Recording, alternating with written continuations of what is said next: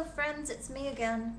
I'm up on YouTube today trying to show off my friend Higgley-Bob Thistlewhite, and I made him myself. So first I'm going to tell you a little bit about him and then I'll just let you look. He is made in the style of a marionette, but I never actually strung him, and I intended to make him into a marionette. So he has fully jointed arms and, shoulders and knees, and his hip joints, and his head even wiggles. I fully clothed him. I made him with polymer Sculpey type material. Actually, I think it was living doll Sculpey, and I made his head and his hands and his feet with that, and the rest of the framework is basically wood because it's under clothing and there's no point making that out of sculpture. So Higgley's kind of neat. He's quite large. I'm going to turn the camera around so you can get a good look at him. He's sitting there watching me in the kitchen. I made his ears differently than some of my previous sculptures because I'm just so terrified of the ears breaking. So here's my man.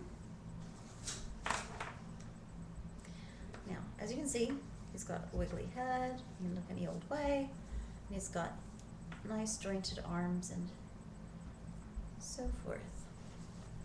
I made his clothing. I cheat when I make the clothing because I like it to look good, but I don't have to put much effort into it.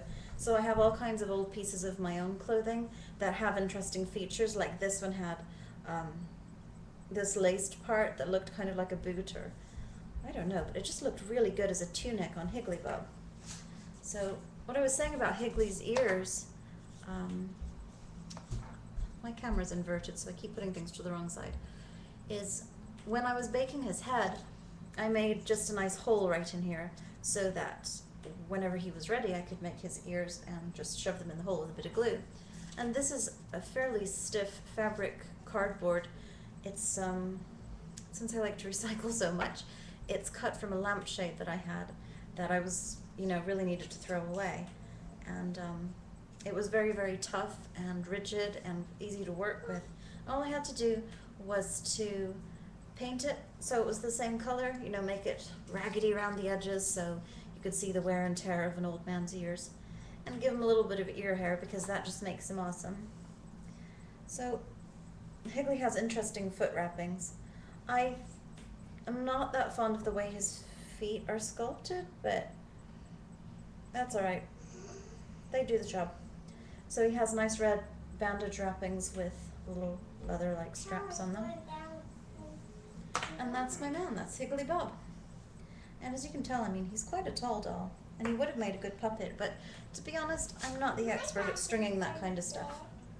So,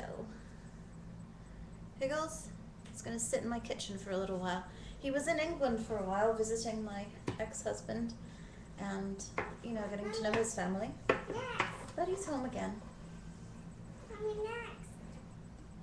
There's Higgles. So, let's have a look at him. Sitting up there, getting into my business, making sure I'm not looking at anything I shouldn't be on YouTube.